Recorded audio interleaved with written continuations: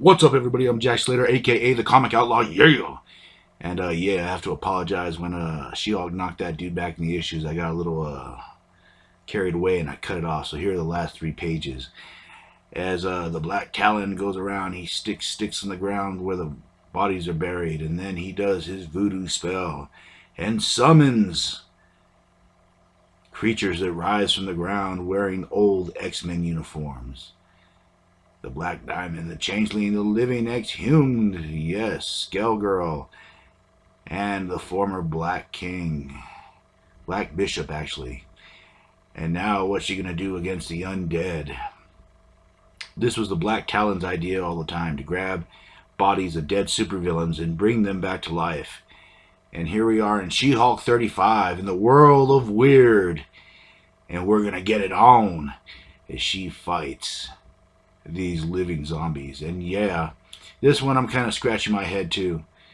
Out of all the creatures the Black Talon could have brought back, he brings back these guys. Well, I guess given his resources, his talent, and his status as a D-level villain, what can you expect? Anyway, She-Hulk's not having too much fun, and they're the Exhumed, the stupidest name I ever heard. The Living Black Diamond, which has invulnerability. Black Bishop, which manipulates gravity. Skelly, that turns in, or Skellface, that turns into a lizard. And of course, the Changeling, a former X-Men who died in the service of Professor X that could change shape. And this is his team of zombies. As a small pipsqueated head little dude, gravel dude, just kind of lays there all passed out. How this guy goes from one stooge to another is amazing. Anyways, he sicks a team on them. Of course, She-Hulk takes a shot at Black Diamond. It even hurts her hand because that's her power, you know, super invulnerability. This guy has some kind of gravity manipulation, Black Bishop, and he's using it to drive her to the ground, forcing gravity upon her. And you kind of notice that this guy doesn't do any of the fighting himself, really. And She-Hulk is getting pretty pissed off about this, wondering what's going on and why the comic book code is letting this happen. But she decides to go with the flow. And as soon as she does that, she slams down with her fist, her body, and boom, creates a shockwave that knocks them off their feet. She uses this temporary distraction to divide and conquer. She goes after Skellface, which morphs into, surprise, surprise, an ugly-looking lizard, half dead. Anyways, you kind of see why they call her Skellface. He had a very unimaginative name. I've never heard of this character myself. But yeah, apparently they could speak a little bit. This creature attacks She-Hulk, and She-Hulk just gets pissed off. And you know what happens when She-Hulk gets pissed off and gets knocked down in the dirt. She picks herself up, dusts her fine self off, and gets up and beats the living crap out of whatever's going on. And her hand is covered with dragon goo. And she is so upset about this, she breaks the fourth wall, and she goes into the principal's office, basically. She goes and tells. She walks off the panel and goes to the guy that is supposed to enforce all the comic book code laws. Yes, apparently this little dunce here is a guy that rules over the comic book code.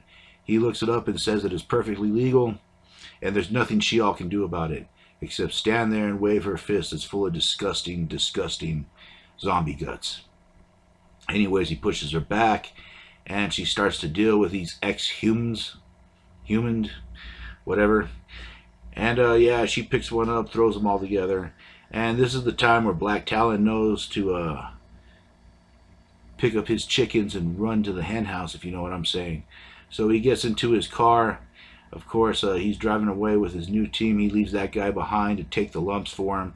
I mean, like, why would he stay and fight himself? He has his ex-zombies. And of course, this guy grabs onto She-Hulk, starts squeezing for dear life. And this is where She-Hulk relies on weeds. They hit him in his little pea brain. And yeah, that kind of snaps him out of whatever spell he was under. And then he kind of falls for She-Hulk, putting his hands on those, putting his head on those lovely, lovely breasts of hers. I mean, I can't blame him. You might as well take the opportunity. I think this man, he may be a simpleton, but he has a few marbles left, if you know what I'm saying. Anyway, she marches off with him. And of course, the cops start chasing the Black Talon because he's still driving like an idiot, trying to get away from She-Hulk. You think they would destroy She-Hulk's flying car at this point, but no. I mean, She-Hulk is a beautiful flying car, and she's just following right behind them from the sky. I mean, I love this car. This car is one of the best things that came out of this comic book. Oof. And yeah, and the newly dubbed Wheeze, her body's been redone due to the Mole Man. Well, the Mole Man finally did something right. Anyways, the car gets ran off the road. And yeah, someone called and tipped them off. They tipped off the police about the stolen car. It was stolen from an Elvis show, apparently. And the one that ends up tipping off the cops ends up being none other than the former X-Men himself, Changeling.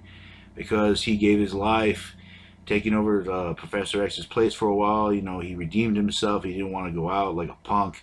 So Wheeze tells her that they have to sew all the zombies up, soak them in salt, sew their lips up, and bury them.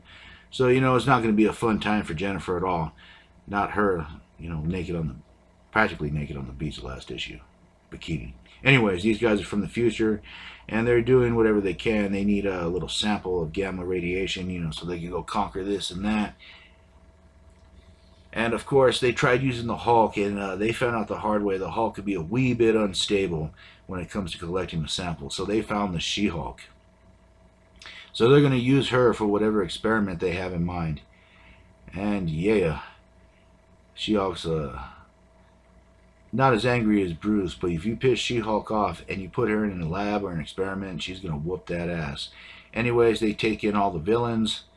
Black Talon's going to jail. The zombies are getting sewn up and done. Black Talon, what a ridiculous villain. Anyways, they go off to New York so they can kick this off in style, explain what happened. So they're telling their boss basically this. Black Talon didn't know what body or Black Diamond was buried in, so he made a mistake. That's why this guy came to life, murdered this other guy, and that's how that all happened.